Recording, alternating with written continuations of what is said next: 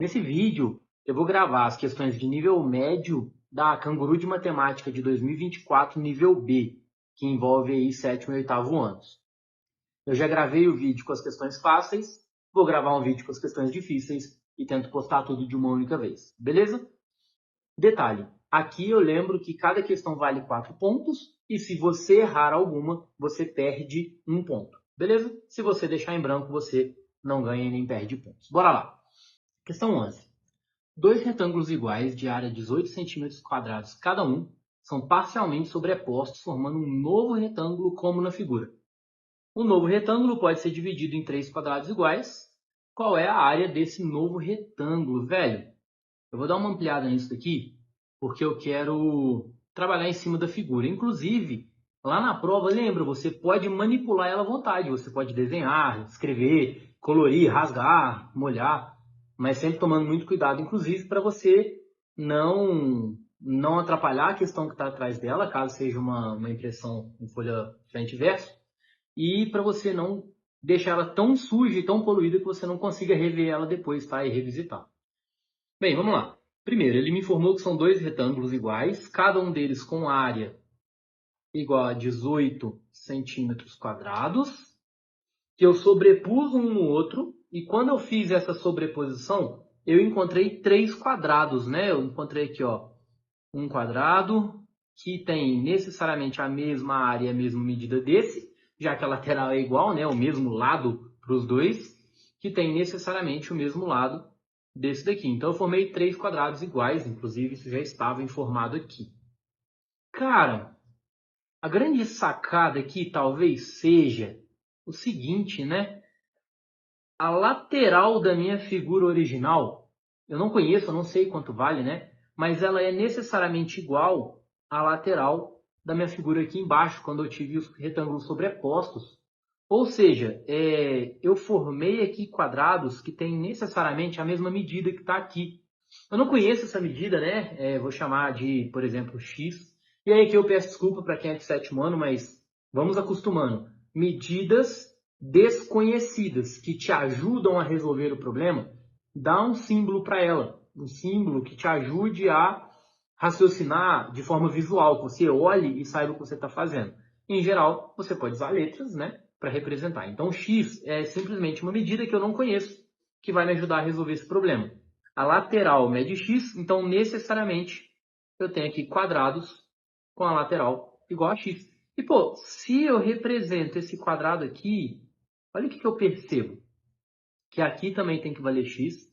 E que essa sobreposição ela tem que ter sido perfeitamente encaixada nesse pedaço aqui, olha. Ou seja, essa parte da sobreposição... Meu Deus, palavra difícil, velho, credo. Da sobreposição tem que ser necessariamente igual a esse quadrado aqui do meio, né? Então aqui também vale x e aqui também vale x. Ou seja, eu formei, por mais que não pareça, né, porque eu não usei de muita precisão aqui, dois quadrados iguais, em que aqui está, por exemplo, o laranjinha, aqui está o azulzinho. Cara, se eu formei dois quadrados iguais, e eu sei que a área total desse retângulo é 18, então a área de um único quadrado é igual a metade da área desse retângulo, né? 18 dividido por 2, ou seja, 9 centímetros quadrados. Se eu tenho aqui embaixo três dessas áreas, eu tenho três quadrados desse, então a área total é igual a 3 vezes a área de um único quadrado, que dá 27 centímetros quadrados, letra B. Questão 12. Joana tem 5 caixas de chocolate, A, B, C, D e E, apresentadas na figura ao lado. Ela enumerou os chocolates nas caixas de acordo com seu sabor. Depois de certo tempo, ela comeu quase todos os chocolates, deixando somente um em cada caixa, conforme fica. Meu amigo, isso daqui é simplesmente uma pessoa preguiçosa. Ela come todos os bombons, mas com a preguiça de jogar a caixa lá no lixo, ela deixa um, que é a próxima pessoa come o bombom e joga a caixa fora para ela. Olha que gente boa que ela é. Vamos lá. Qual é a caixa indicada pelo X, que está aqui? Ou seja, qual dessas caixas A, B, C, D ou E representa essa daqui? Para isso eu preciso identificar onde é que está o bombom de número 5, mas com certeza não vai ser tão trivial assim. O 5 está na caixa A, está na B. Ele está em todas, né? Ele está em todas. Mas nem todas as caixas têm todos os bombons. Eu percebi aqui, por exemplo, que o bombom de número 4, ele não está presente na caixa E, né? Então, nem todos eles estão presentes em todas as caixas. Uma dica, uma forma de resolver isso talvez seria eu buscar aqueles bombons que estão em caixas de forma mais limitada, né? Eu tenho menos desses bombons. Talvez isso me ajude a identificar qual caixa é qual. Por exemplo, o bombom de número 1. Em quais caixas eu encontro ele? Eu encontro na caixa A e só. Então, assim, eu já encontrei qual é o bombom que sobrou na caixa A. Essa daqui é a caixa que ficou o bombom 1. Então, eu já identifiquei a caixa A. Com isso, percebe que eu não preciso mais ficar buscando quais bombons sobraram aqui. Eu já identifiquei. O bombom de número 2, ele está presente na caixa B e só. Ele estava na caixa A, né? Mas eu já identifiquei a caixa A, então eu não preciso olhar. Então, necessariamente, esse daqui é a caixa B. Eu não preciso mais olhar para ele. Bombom de número 3, ele está presente na C e apenas, né? Dentre as que eu tenho disponíveis agora. Então, aqui está a caixa C. Bombom de número 4, ele só está na caixa D, entre as caixas que sobraram. Então, aqui está a configuração final do meu problema. E a caixa que estava com o X é a caixa E. E essa é a resposta. Questão 13. Rosa formou uma figura com retângulos cinzas iguais. A figura tem 45 centímetros de largura e 30 centímetros de altura. Qual é a área de cada retângulo em centímetros quadrados? Cara, primeiro, eu vou dar uma ampliada aqui para ficar um pouco mais fácil de manipular. E eu percebi que saber lidar com geometria na prova de nível B já é um pouco mais relevante do que nas provas anteriores, né? Geometria aqui já ficou com mais peso. Vamos lá. Ele trouxe duas informações para a gente tentar resolver esse problema. Ele disse que essa figura tem 45 centímetros de largura, 30 de altura. Ou seja, tudo isso daqui, do início ao fim, vale 45 centímetros. E tudo isso daqui, do início ao fim, 30 centímetros. Essas são as duas informações que eu tenho. Qual é a área de cada retângulo em centímetros quadrados? Cara, a área de um retângulo é base vezes altura. Eu acredito que com essas duas informações eu consigo descobrir quanto é a base e consigo descobrir quanto é a altura. Com essas duas informações eu resolvo o problema, né? Basta multiplicar elas. E eu já observei, inclusive, eu acho que isso aqui é um tipo clássico de questão quando você está começando a estudar a área, né? Lá no sexto, no sétimo ano. Eu percebo que na horizontal aqui, a base dessa figura completa, que media 45 centímetros, foi fragmentada em perfeitamente 5 pedaços. Olha aqui, os 5 retângulos. Então eu tenho 1, 2, 3, 4, 5 pedaços de mesmo tamanho. Se no total eu tenho 45 centímetros, quanto vale cada pedacinho desse? 45 dividido por 5, que é 9. Ou seja, cada medida dessa daqui é 9 centímetros. Vou chamar de base. A base desse retângulo que eu estou trabalhando é 9 centímetros. Se eu descobrir a altura, eu consigo calcular a área. E a altura, acredito que eu descubro a partir dessa informação aqui, porque ela é uma composição desses pedaços, olha só. Os 30 centímetros são uma composição desses pedaços aqui. E observa que uma parte deles eu já conheço, né? Esse pedaço aqui que eu estou colorindo de laranja e esse daqui, eles são exatamente iguais ao que eu chamei de comprimento. Eles valem 9 centímetros. A minha pergunta é, quanto vale um único desse aqui, né? Que eu estou colorindo de azul. Deixa eu colocar outra cor que fique mais fácil de visualizar aí no vídeo. De rosa, por exemplo. Então, quanto mede esse pedacinho que eu chamei de rosa? Observa que eu tenho 3 desse pedacinho ao longo desses 30 centímetros totais. Lembra que esses 30 aqui, eles são o todo. Tudo junto vale 30, né? Daqui até lá embaixo. Pô, então a combinação 9 mais 3 pedacinhos tem que dar 30. Ou seja, quanto que ficou faltando dos pedacinhos desconhecidos, né? Eu já conheço esse 9 e esse 9. Para os pedacinhos que eu não conheço, é o quanto falta para completar essa medida.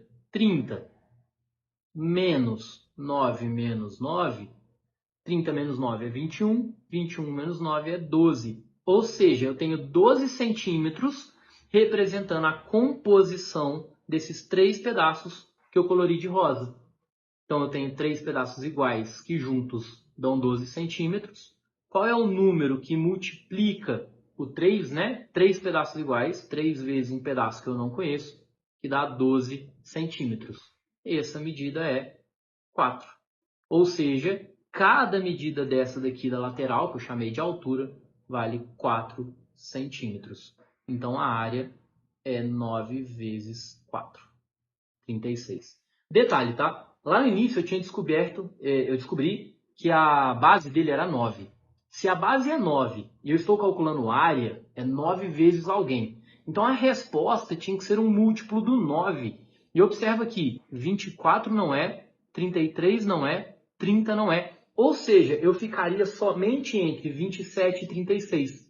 Se eu precisasse chutar essa questão porque eu não identifiquei quanto é a altura, eu chutaria, eu não deixaria em branco porque eu consegui eliminar 3 alternativas. A recompensa por esse chute aqui, ela vale a pena, tá bom? Não é garantia de acerto, lembra disso, mas a probabilidade é alta a ponto de valer a pena. Nesse caso aqui, deu letra E, 36 centímetros quadrados. 14. Em cada um dos círculos da figura é escrito um número. Números vizinhos diferem por uma unidade. Ou seja, isso aqui é importante, né? O que isso significa? Números vizinhos diferem de uma unidade. Significa que cada bolinha dessa é composta por números em sequência. 5, 6, 7, 8, 10, 12, 13, 14. Eu não posso... 10, 11, 12, 13, por aí vai. Acho que eu falei errado aí no meio. Eu não posso pular números, né? Um dos círculos contém o número 5, informação importante, e um outro círculo contém o número 13. Quantos números diferentes são escritos nos 16? Cara, aqui mais uma vez, você pode escrever na prova, escreve. Eu não sei qual deles é o 5, então tanto faz, eu não tenho... a figura está toda em branco, imagina que, por exemplo, que esse daqui seja o número 5. Eu sei que todos os números seguidos ele tem que ser números consecutivos. 5, 6, 7, eu não posso pular. O número 13, por exemplo, não pode estar aqui, porque eles são vizinhos e não são consecutivos. Então aqui, por exemplo, 6, 7, 8, 9, 10, 11, 12, 13. Então eu encontrei o número 13 simplesmente dando uma sequência aqui. Muita gente, eu acho que erraria, porque colocaria 14, 15, 16, por aí vai. Só que aqui, do lado do 5, encontraria um número grande, né? Encontraria 14, 15, 16, 17, 18, 19, 20. Encontraria o número 20. Só que 20 é vizinho do 5 e ele não é um número consecutivo. Então, não é o número 20 que está ali. Eu preciso ir decrescendo e torcer para que aqui esteja o 6, né? Ou subindo de volta. 6, 7, 8, 9, 10, 11, 12. Então é dessa forma que está configurado. Lógico que ele pode estar rotacionado, né? Mas aqui estão os números. Quantos números diferentes são escritos nos 16 círculos? Diferentes, agora é só contar, né? 1, 2, 3, 4, 5, 6, 7, 8, 9. Qualquer outro número que eu pegue ali já foi contabilizado. Então eu tenho 9 números diferentes nessa figura. Questão 15. O desenho mostra dois quadrados grandes com a mesma área. No quadrado da esquerda, os pontos médios dos seus lados são os vértices de um quadrado menor branco. Cara, texto grande, texto difícil de absorver, né? Tenta ir conectando ele com a figura, tenta ir conectando com aquilo que está representado visualmente, porque você vai tirando do seu cérebro e vai deixando mais visual, mais fácil de compreender. Eu vou ler de novo, tá? No quadrado da esquerda, os pontos médios dos seus lados são os vértices de um quadrado menor branco. Ou seja, esse pedaço, esse e esse, né, esses pontos, primeiro, eles constroem um quadrado branco e segundo, eles são o ponto médio do quadrado maior. Deixa eu ampliar essa figura aqui e aí eu redesenho, tá bom? Mas eu tenho ali um quadrado maior fragmentado nos seus pontos médios. Ou seja, a lateral está sendo cortada, dividida perfeitamente no meio, e eu formei um quadrado. Vou continuar a leitura, beleza? Continuando aqui, ó. No quadrado da direita, os quadrados interiores cinzas têm lado de comprimento igual a 1/3 do comprimento do lado grande. Então, eu peguei o quadrado grandão e fragmentei ele em 3 pedaços iguais, ó, formando quadradinhos pequenininhos. Inclusive, vários quadradinhos, né? Eu poderia ter formado quadrados brancos aqui, ó. Todos esses quadrados que eu estou representando são iguais. Talvez isso ajude a gente a resolver. A área de toda a região cinza do quadrado da esquerda é igual a 9.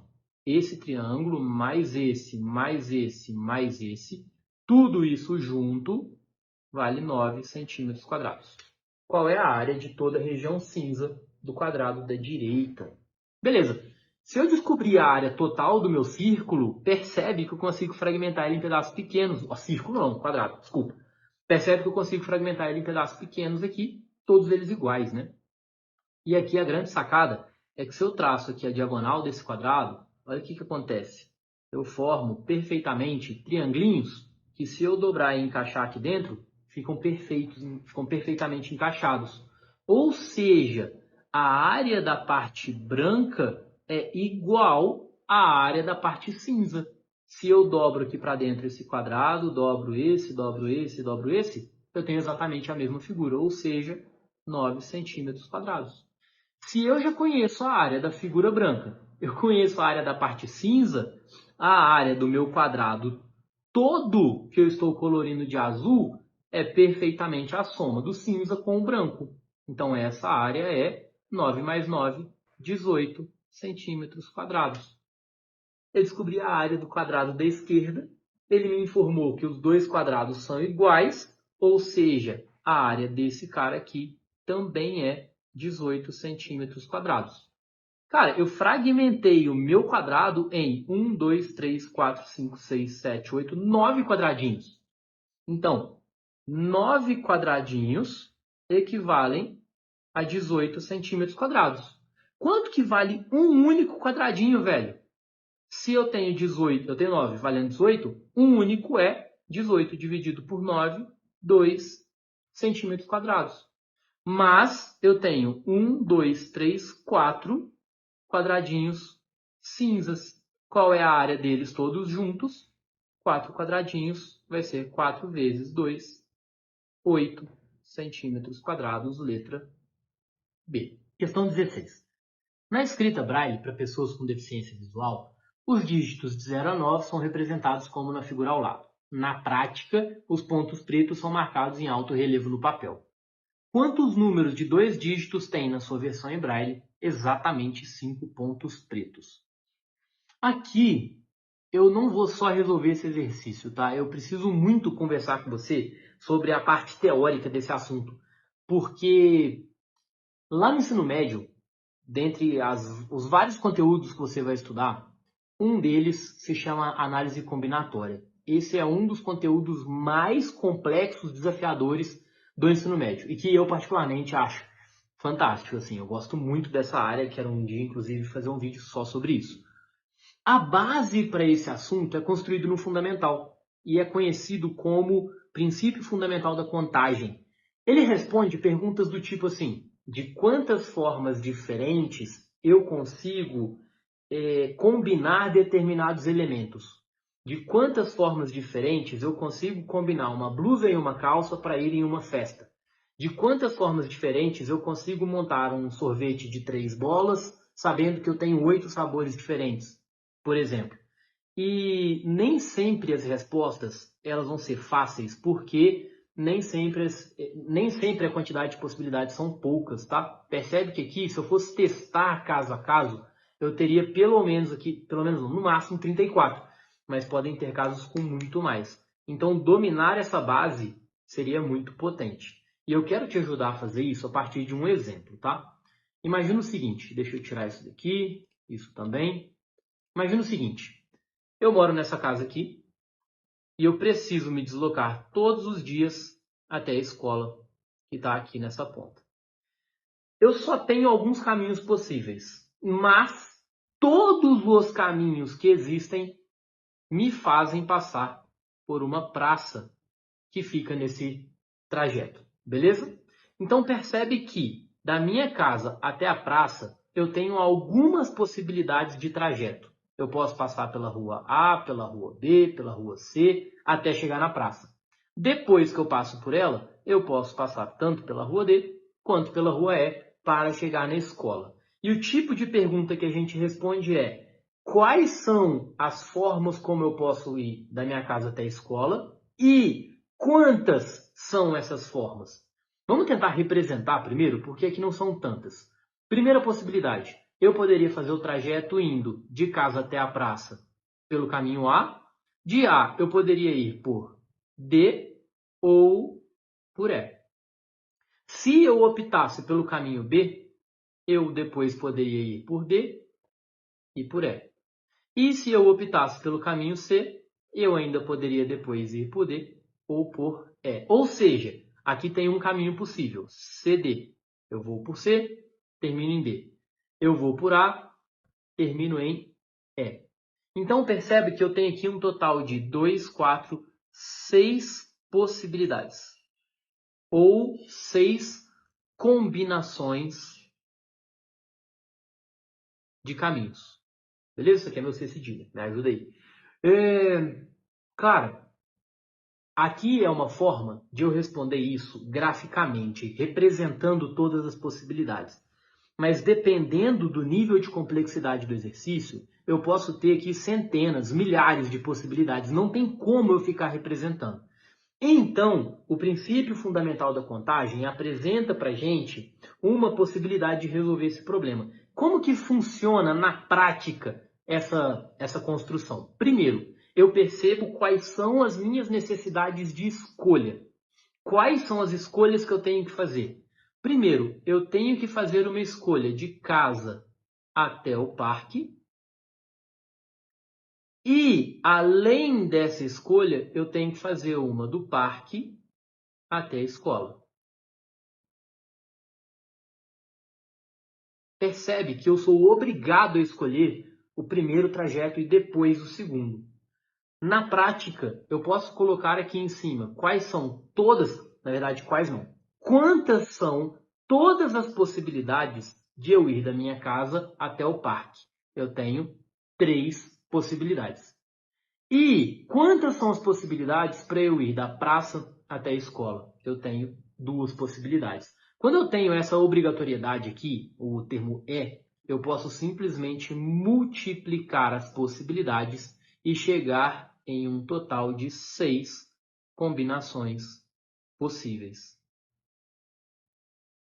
Por quê? Imagina o seguinte, eu escolhi o A. Dado que eu escolhi ele, para cada vez que eu escolho o A, quantas possibilidades eu tenho? Eu tenho 2. Mas, para minha primeira escolha, eu não tenho só o A. Eu tenho 3 escolhas. Então, eu tenho 3 possibilidades. Cada uma dessas possibilidades depois me entrega mais 2 novas possibilidades. Então, o que é que eu faço? Só para reforçar. Determina quais são as minhas necessidades de escolha e coloca e multiplica as possibilidades. Deixa eu fazer outro exemplo aqui. Mesmo problema, eu quero ir da minha casa até a escola, só que foi inaugurada uma igreja em um outro caminho. E a minha casa até a igreja tem 2 possíveis caminhos. Da igreja até a escola tem 4 possíveis caminhos. De quantas formas diferentes eu consigo ir da minha casa até a escola agora? Primeiro, perceba que, nesse caso, eu não consigo resolver tudo de uma única vez, porque eu tenho 2 caminhos distintos aqui. Ou eu vou pela praça, ou eu vou pela igreja. Quando eu tenho essa palavrinha ou, é porque eu tenho uma situação de casos diferentes. Eu tenho mais de um caso a ser analisado. Mais de um caso a ser analisado. O que é que eu faço? Eu calculo as possibilidades de cada um dos casos e no final eu somo as possibilidades. Ou seja, de quantas possibilidades eu poderia ir até o parque e depois a escola? De quantas possibilidades eu poderia ir até a igreja e depois a escola?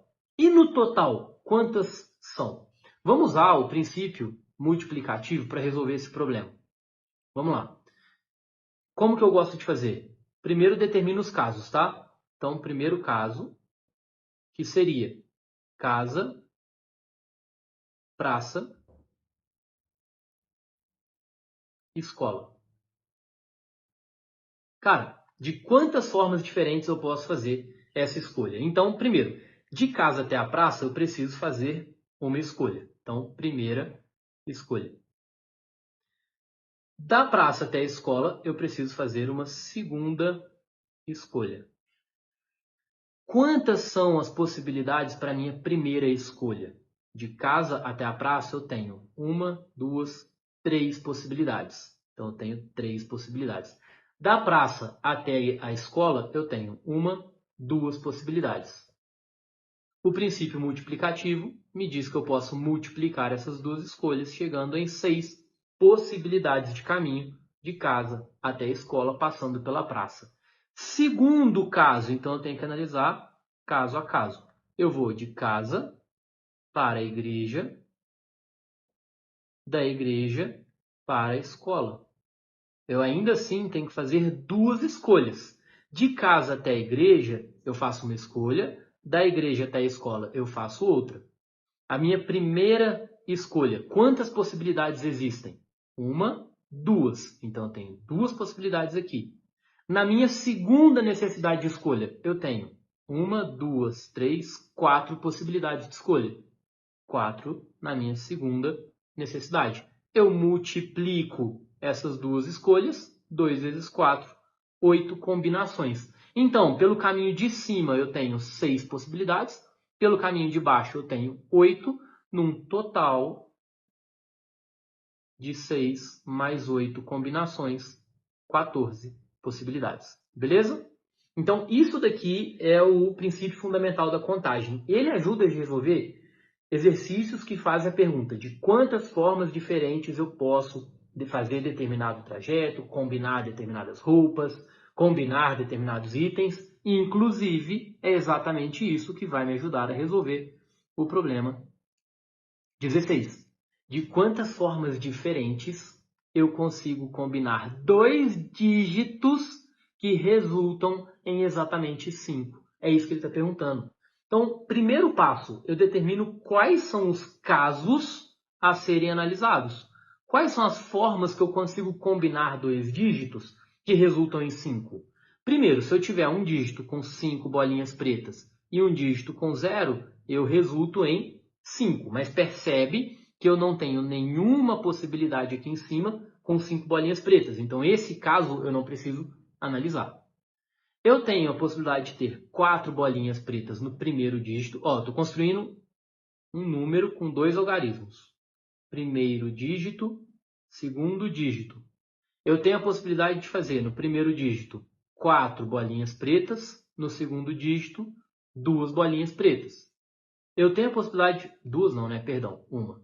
Eu tenho a possibilidade de fazer no primeiro dígito 3 bolinhas pretas, no segundo 2 bolinhas pretas. Eu tenho o caso em que eu tenho 2 no primeiro, 3 no segundo. Eu tenho casos em que eu tenho uma no primeiro, 4 no segundo. Só para deixar mais claro, o que eu quero dizer com isso, né? Que tipo de número eu consigo construir que tem 4 bolinhas no primeiro dígito e uma no segundo? 4 bolinhas eu tenho o número 7. Com uma bolinha eu tenho, por exemplo, o número 1. Então, o número 71 faz parte dessa combinação aqui. Depois que eu determino os casos, eu construo aquele meu esquema de possibilidades. Eu tenho que fazer duas escolhas aqui. Escolha do primeiro dígito, escolha do segundo dígito. Então, de quantas formas diferentes eu consigo escolher o primeiro dígito? De quantas eu consigo o segundo? O primeiro dígito, nesse primeiro caso, eu tenho apenas o número 7. Só o número 7 tem 4 bolinhas. Então, eu tenho uma possibilidade de escolha. Para o segundo dígito, que tem que ter uma única bolinha. Quais são os números que têm uma única bolinha? Somente o número 1. Então, quantas possibilidades de escolha eu tenho? Apenas uma escolha. Um total de quantas combinações multiplica as escolhas, um total de uma única combinação, que é exatamente o número 71 nesse caso. Agora vamos lá. Quais são as combinações que eu consigo formar com 3 bolinhas pretas e 2? Mais uma vez, eu tenho que montar uma escolha para os 2 dígitos. Primeiro dígito, segundo dígito. Quantas possibilidades eu tenho para o dígito de 3 bolinhas? Eu tenho o 0. Toma muito cuidado, né? O 0 não pode estar aqui, porque eu não teria um número de 2 dígitos, de 2 logaritmos. Então, o 0 não conta nesse caso. Eu teria o 4, o 6 e o 8. Então, eu tenho 3 possibilidades de escolha. E com 2 bolinhas pretas, eu tenho o 2, o 3, o 5 e o 9. Um total de 4 possibilidades. Eu multiplico as minhas possibilidades e eu encontro um total de 12 combinações possíveis. Por exemplo, o 43. O número 43 é um exemplo que contempla esse caso. Agora, bora para o próximo, que eu tenha 2 dígitos e 3, 2 bolinhas pretas e 3. Então, eu tenho que fazer uma primeira escolha e uma segunda escolha. Para a primeira escolha, quantas tem 2 bolinhas? 2, 3, 5 e 9. Eu tenho 4 possibilidades de escolha. E para o segundo dígito, com 3 bolinhas pretas? Dessa vez o 0 conta, né? Então, eu tenho 1, 2, 3, 4. Tenho 4 possibilidades de escolha. Multiplico esses dois números, 4 vezes 4, 16 possibilidades com essa combinação. E por fim, eu tenho que fazer uma escolha para uma bolinha preta e uma bolinha e 4 bolinhas pretas. Primeira escolha, segunda escolha. Com uma única bolinha preta, eu tenho apenas o número 1. Com 4 bolinhas pretas, apenas o número 7. Então eu tenho uma combinação, uma possibilidade para o primeiro dígito, uma possibilidade para o segundo, um total de uma única possibilidade de número, que é o número 17. Então aqui eu identifiquei as possibilidades de todos os casos. Agora eu pego cada um deles e somo. 16 mais 12, 28, mais 1, 29, mais 1, 30. Letra C, um total de 30 casos. Eu espero que não tenha ficado complexo, confuso, e talvez um dia eu faça um vídeo só sobre análise combinatória, princípio fundamental da contagem. Você aprender esse assunto te coloca num nível acima de todo mundo na sua faixa de idade que está competindo com você em competições como essa. Beleza? Próximo, questão 17. A figura mostra parte de uma colmeia de 16 células. Células vizinhas possuem um lado em comum. Algumas contêm mel e outras não. E o número em cada célula indica quantas células vizinhas contêm mel. Beleza, então tem uma figura aqui, né? Por exemplo, o que eu interpreto? Eu tenho uma célula aqui, contém o número 1. Isso me indica então que entre as vizinhas dela, apenas uma contém mel. Eu não sei qual, mas eu sei que só uma contém. É isso que ele está dizendo para a gente. E a pergunta é, quantas células da colmeia contém mel? Cara, aqui eu buscaria encontrar dentro desse desenho alguma das células que possa me dar alguma informação concreta sobre as suas vizinhas, ou sobre ela mesma também, né? Eu vou ampliar aqui para poder representar em cima da própria colmeia. Cara, primeiro, eu vou definir algum tipo de escrita para que eu saiba qual célula tem e qual não tem. Por exemplo, essa célula diz que ela tem o número 0, então ela me indica que nenhuma das suas vizinhas contém mel. Ou seja, essa daqui não tem, essa daqui não tem. Uma forma de, sei lá, representar isso poderia ser por meio de um traço. Então, eu vou fazer um traço aqui para indicar qual é a colmeia que não tem mel. Então, essas duas eu já sei que não tem. Com isso, eu vou começando a eliminar possibilidades. Por exemplo, olha o que eu percebo aqui. Que essa colmeia, 3 das colmeias ao seu redor têm mel. Ela só tinha 4 colmeias. Cara, eu tô falando colmeia, né? Mas são células. Ela só tinha 4 células vizinhas. Eu já sei que uma delas não contém mel, então eu sei que as outras 3 contêm. Vou usar essa simbologia aqui, pode ser? Eu vou colorir uma parte da célula para indicar que ela possui mel. E eu vou fazer isso de uma forma que eu não apague o número por baixo porque eu vou precisar dele ainda, né? Então essas 3 aqui contêm mel. Inclusive, essa que eu estou colorindo nesse momento, ela já me indica um negócio. Só uma das suas vizinhas possui mel. Eu já sei que é essa, ó. Considerando então isso, eu já sei que essa não tem e essa também não tem. Vamos procurar mais. Por exemplo, aqui, ó. Essa célula, ela possui exatamente 4 vizinhas. Eu já sei. E ela diz que 4 contém, então todas as suas vizinhas contêm mel. Também posso fazer isso. Com isso, eu resolvo aquela questão de número 1 aqui no canto. Ele só tem 2 vizinhos. Eu já sei qual deles contém mel, então eu sei que esse não contém. Beleza? Percebe que esse número 2 aqui, ele me indica que 2 vizinhos têm mel. Eu já sei um que tem, outros 2 que não têm, só sobrando um. Ou seja, esse necessariamente tem que ter mel. Agora, observando esse 3, ele tem 4 vizinhos. Eu já identifiquei os 3 que contêm mel, então esse não contém. Observando agora esse número 2, ó, ele possui exatamente 3 vizinhos. Eu já sei um que não contém mel, então os outros 2 necessariamente contêm mel.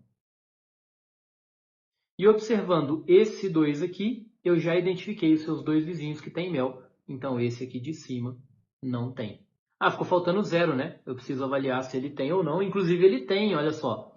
Eu sei que esse daqui tem 3 células vizinhas com mel, eu já identifiquei 2, a única que falta é essa, então ele tem. Acredito que todas as células já estão com alguma simbologia, agora eu preciso contar quantas que efetivamente contêm mel. 1, 2, 3, 4, 5, 6, 7, 8, 9. Ou seja, letra C, 9 células contêm mel. Questão 18. Ana quer escrever os números de 1 a 10 nos círculos do diagrama, um número por círculo, ou seja, não pode repetir, né?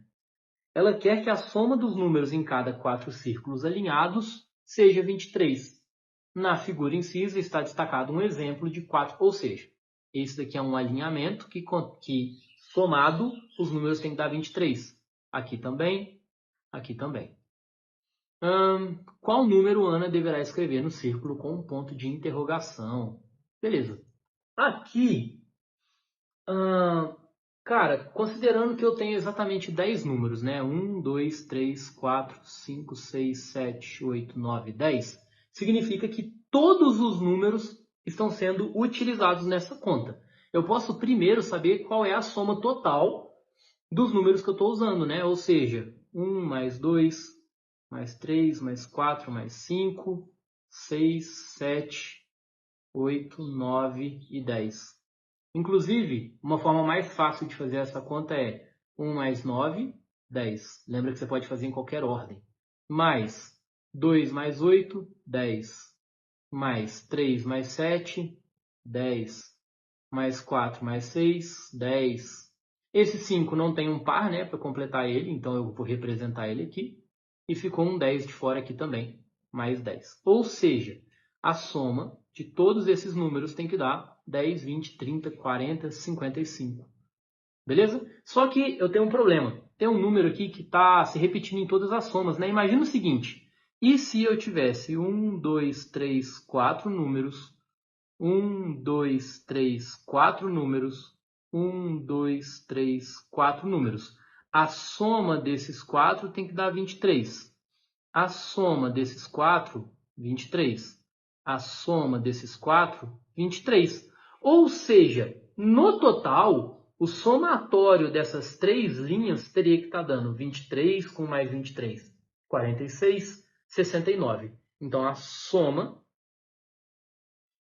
deveria ser 69 se eu não tivesse nenhum número se repetindo. Mas percebe que essa última bolinha aqui, ela é comum aos 3 números, ou seja, para chegar em 69, ela foi contabilizada 3 vezes.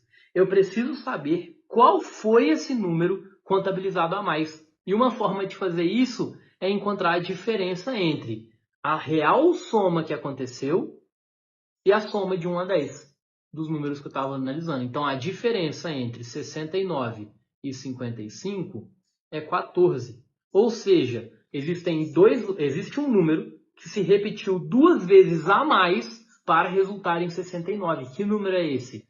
Considerando que é o mesmo número, 2 vezes algum número que eu não conheço tem que dar 14. Esse número é o 7, letra D, para o número 18. Questão 19.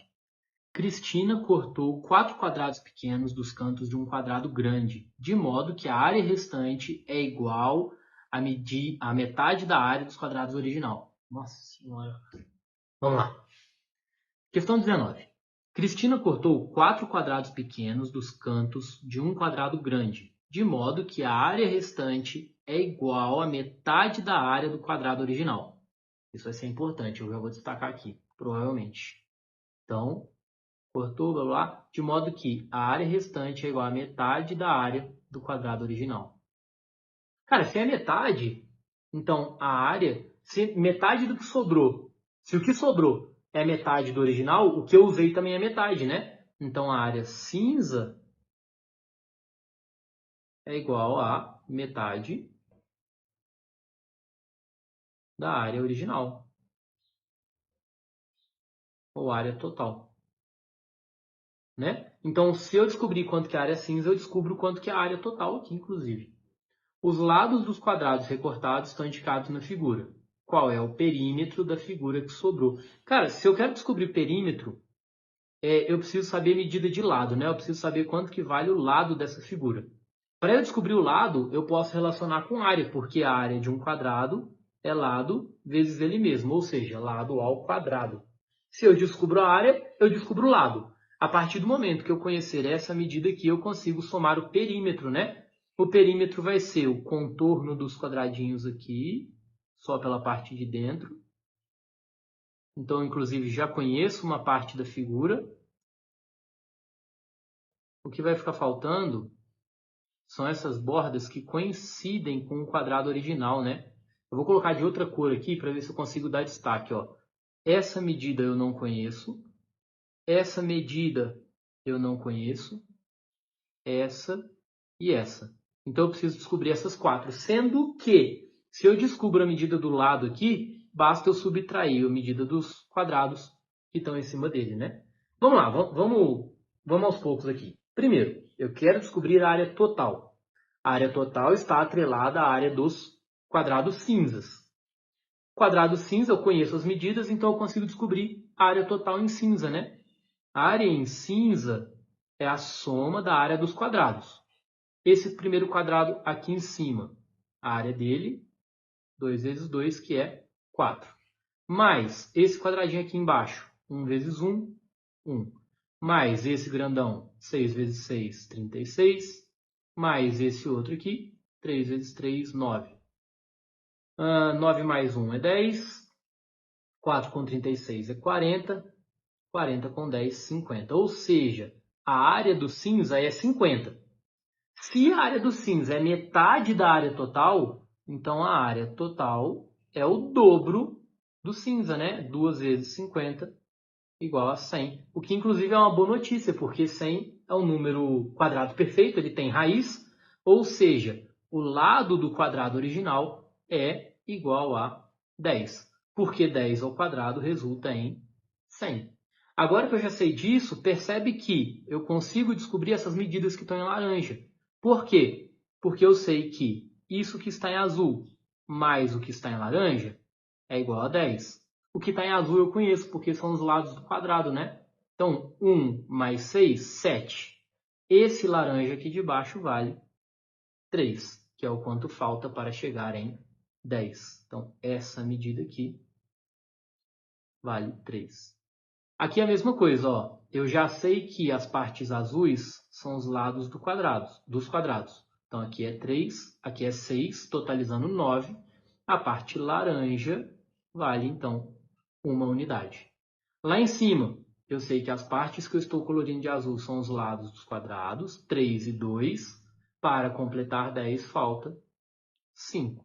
Aqui na esquerda, as partes em azul eu já conheço, 2 e 1. totalizando 3. Para chegar em 10, faltam 7.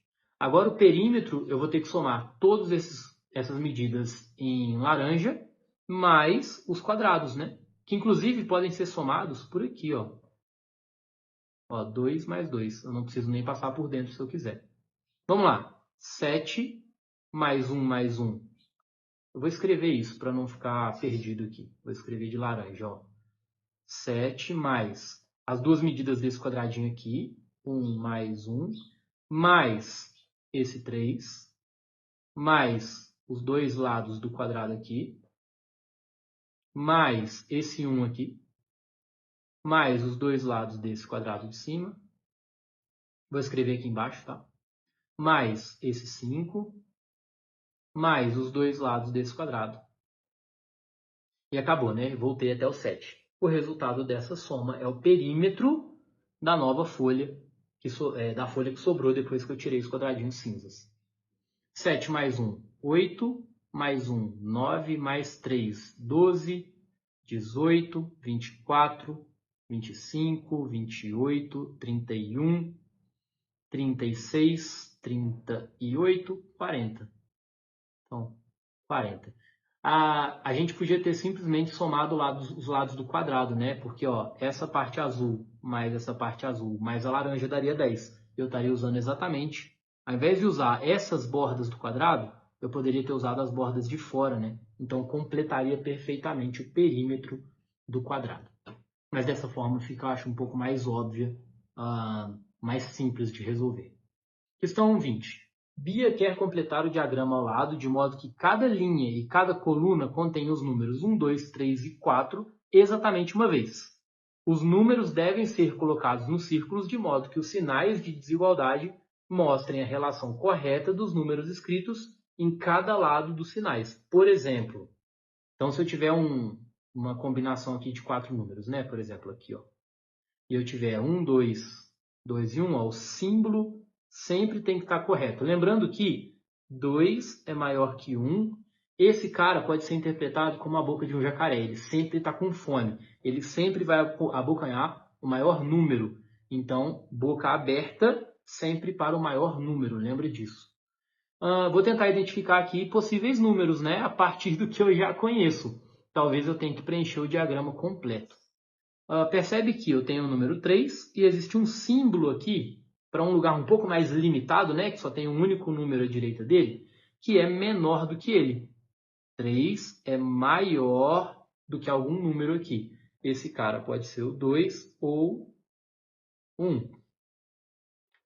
E aqui, olha, eu também tenho que esse número tem que ser menor do que o 3. Então, aqui também só pode ser o 2 ou 1. Consequentemente, o número 4 está aqui.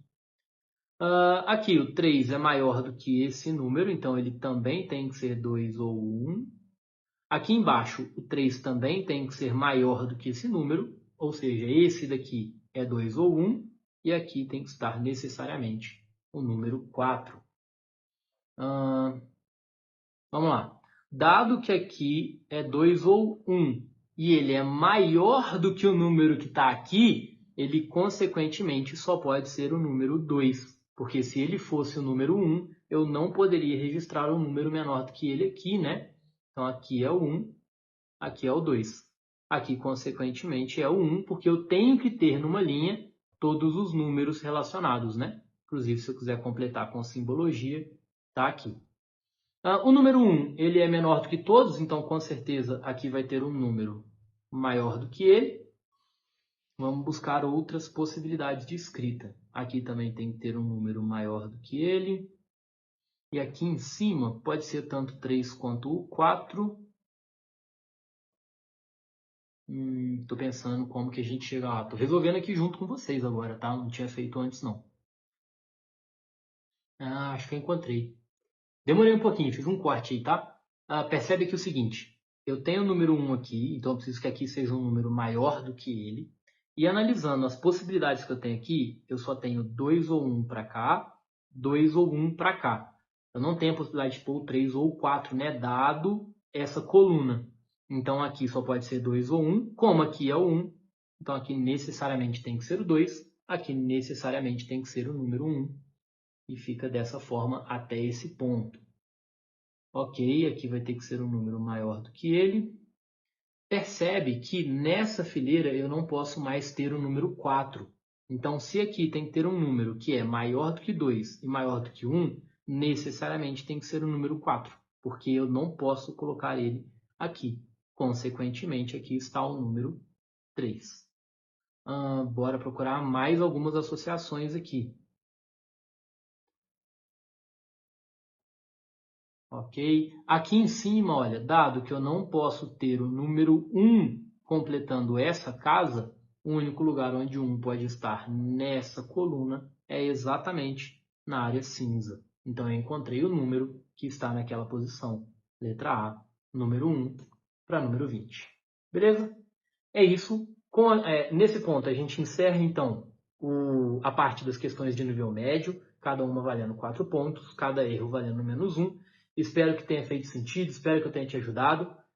Vou postar aqui agora em breve as questões de nível difícil, te aguardo lá. Um abraço, obrigado pela parceria. Se puder, deixa o like, compartilha, comenta, curte, você vai ajudar demais. E inscreve, né? Estava esquecendo. O mais importante para mim nesse momento, para eu dar sequência nisso que eu estou construindo. Beleza? Obrigado, até a próxima. Um abraço.